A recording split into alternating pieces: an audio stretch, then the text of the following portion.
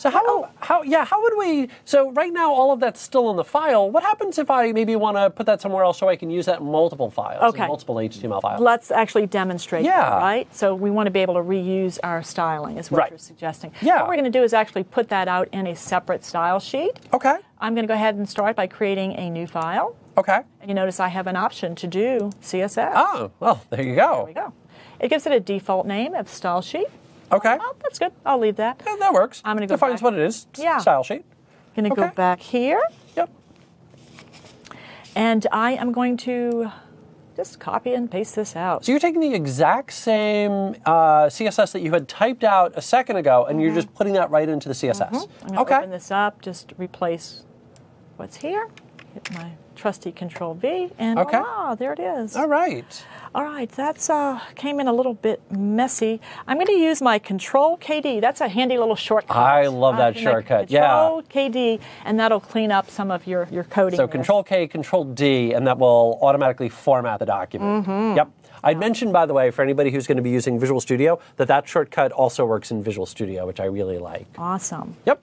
All right, so, okay, we've got it out here. Let's go back here, Christopher, and let's just delete it. We don't need it here anymore. Okay, but we got to mention that file somehow. All right. So what you're saying, if we just run it, we don't get any styling. That's not good. So it's not going to automatically find the file. We got to tell it what one to use. We've got to do something here, right? Okay. Yep. All right. So what we're going to do is establish a link. How about that? Okay, that looks perfect. Establish a link.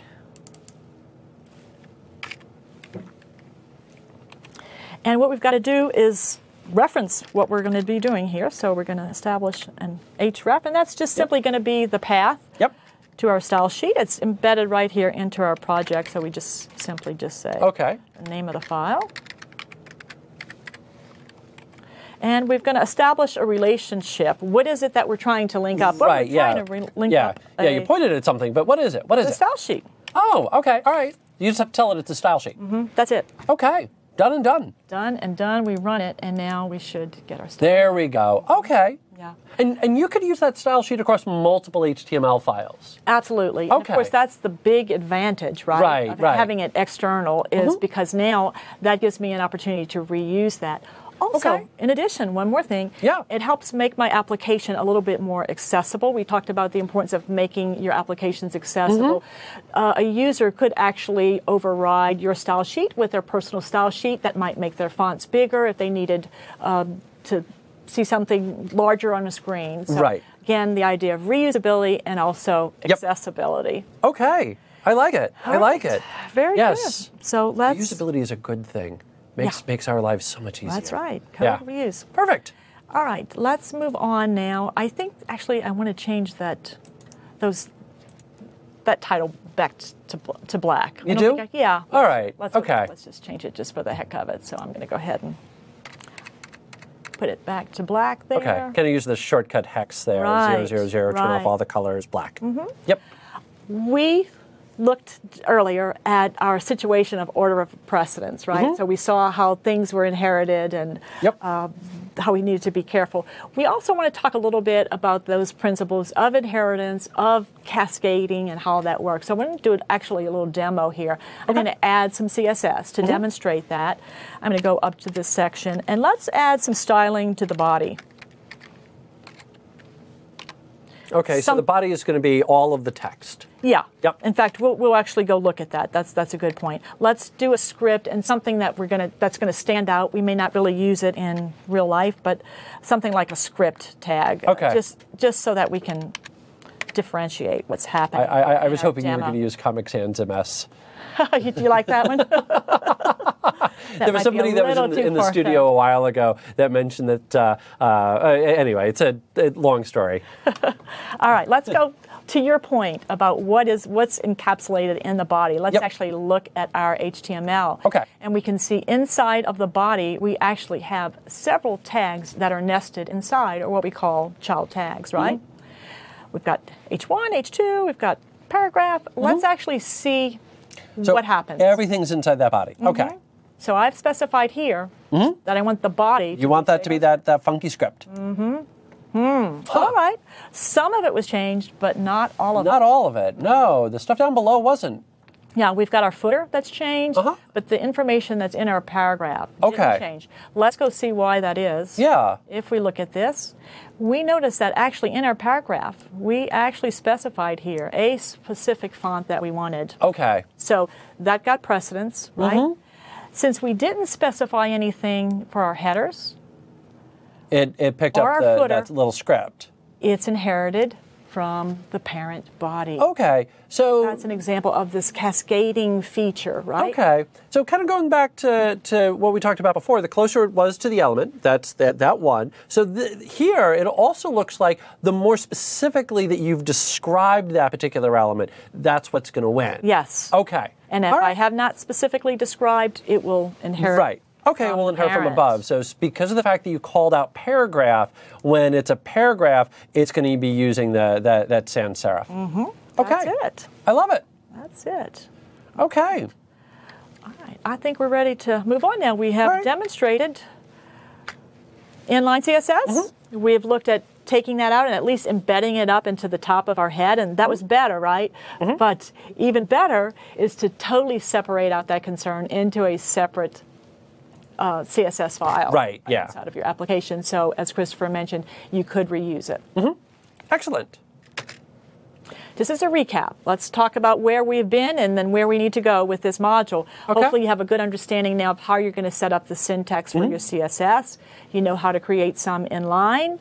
We saw firsthand some of the things that could go wrong with that, though. So yes, if you see that in code, or if you see that on the test, it's correct, but we are advising that maybe in the real world, as you begin developing habits for creating HTML applications, that you go ahead and separate that out. Yeah, keep everything nice, separated, clean, that separation of concern. You hear that a lot when you're talking about HTML5, and it really is key. In the long run, that yes, you've got more files, but in the long run, it is going to make your life that much easier. Absolutely. What we want to talk about now is some cool things we can do with graphics. Yeah, okay. We can do things such as round corners without hardly any bit of code. We can set some transparency, and we'll actually do a demo of that. Maybe we'll put a watermark on the back of our little travel blog. I like it.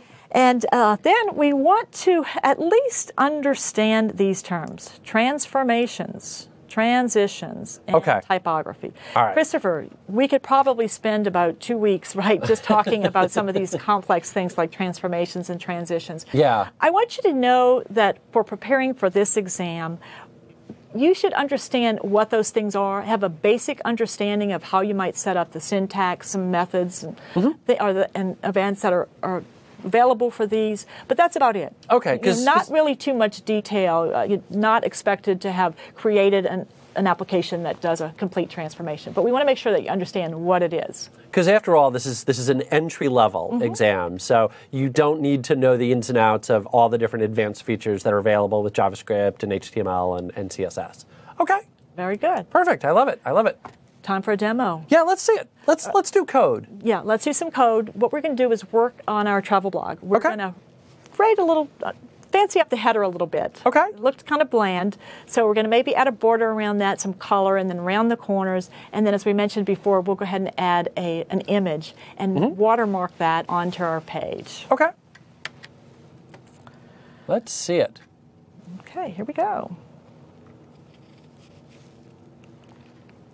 All right. All right.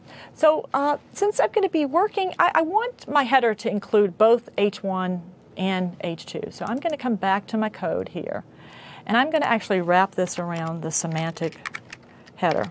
Okay, so that header, that HTML semantic, just simply saying, hey, we want this up at the top. So you're just simply kind of giving that little bit of extra info to browsers. All right. And it'll just make my styling a little bit easier. Okay. So I'm going to do that. And my little Control KD again. All right. Yep. Love that. All right. Now I'm going to go back to my style, and I'm going to start styling this. So I'm going to first change this to header, so that whole section is going to be done the same way. Let's wrap that around a border. And I'm going to just put 500 pixels. Let's see where we end up with that. And let's add a little background color. How about a pretty gold? Okay. That. And let's just run it. Let's just see what we've got thus far. I like to do that often. Okay. Look better. Oh, the other thing I want to do is get rid of this script, right? Right. That was our example from last time. So let's take that off. We proved our point there. What we want to do now is round the borders of the corners of our border. We're going to use the border radius. There we go. Yep. And it's going to take 4 attributes. So you're just specifying what you want the radius of each corner to be. Okay. And you know what? Maybe I should actually, let me give a little, to help you remember what order those are supposed to go in. Let me actually draw it. You can visually think of it as the same way that you would actually draw a rectangle on the page.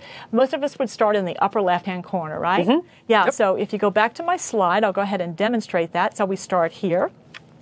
And we draw. So, oh, that's a crooked line, isn't it? Yeah. Let me try that again. That's all right. Let me try that again. Here we go. Start here. That's going to be our first point. Then here, second point. And then continuing down, we get third point and fourth point, right? Yep. So what we can say here is this is the first attribute, second attribute, third, and fourth. And that's how you're going to remember it. So the order is, top kind of left, logical, top right, bottom right, and then bottom left. Gotcha. Okay. Let's run that and see what we get. And I get nothing. I think you're going to want 5 pixels instead of 500 on the border. I think what I've done here is, you think I need a little bit more? Let's try this first. I don't think I need to put, I think that was a little syntax error on my part. Let's run that. And that is, there you go, there's your rounded corners. My rounded that corners. is one of those things that happens constantly, is you just go in and kind of make a little mistake like that. So, that happens. And the only way, that's why I like to write a little bit of code, run it and test it. Write a little bit of code and run it and test it. Yeah. So we've got some rounded corners. You know, we might want to do a little feng shui look, right, where we have 2 corners rounded and the other 2 not, just so that I demonstrate that the attribute. So let's do this. Let's take this off and this one off. Okay. And run that. And we can see now the effect. Okay, there. so you can see how those attributes are that going lower left, that upper right. So again, it starts from the upper left, and you said you want round, so that was the 20 pixels. On the upper right, you said you didn't, so you said 0 pixels. And then down to the lower right, you said you wanted 20 pixels, that's the corner. And then finally, the lower left, 0 pixels. Yep, okay, right. I'm with you. All right. I'm following along. Looking good. You know, we want to do one more thing. We had mentioned earlier in an earlier module, we probably want to format this footer to the bottom, so we'll work on that. Let's go ahead and set this all back to 20 pixels, though. I can do a little shortcut, actually, Christopher, right? I can just, if I'm going to have them all the same, I'll just say border radius 20. That makes it that much easier. I love it. And we're going to do a little styling to our footer here before we move on. Now, one little thing to mention here, because you'll notice all of those different mas and all of those pop up when Rachel goes inside of there. And the reason that that's there is because CSS is an ever-changing thing. And over time, what's happened is different browser manufacturers have wanted to introduce features that were maybe a bit ahead of the CSS specification. And so as a result, they started tagging it with their own different things like Moz for Mozilla or Firefox, as it were, and to try and keep everything separated. One big thing about the exam is that this is an HTML5 exam. So don't worry about any of those different abbreviations. So as far as like Moz and WebKit and all of those, don't worry about those. It's HTML5, CSS3, JavaScript. So border radius, as an example, will work as border radius on the exam. Don't worry about any of those prefixes. So if you're seeing them, you're maybe not sure what they are, that's what they are. They're specific to different types of browsers. In regards to the exam, though, don't worry about them. That's a great point. Yeah. Good to point out that you're actually probably going to see that. If you start looking at code, you're going to see that. And of course, now you know what it is. Yep. So. Yeah. All right, good. Well, let's go back to my screen and talk about some of the things that we've done to the styling of the footer. The first thing we've done is position it so that it's fixed. And what I mean by that is I want it to be fixed to the border of my browser. Okay. That's what I'm specifying. And then I'm going to bring that up 10 pixels from the bottom. For the test, understand positioning. Now, here's a great way to familiarize yourself. Use the IntelliSense, right? As I begin typing this in, I get a little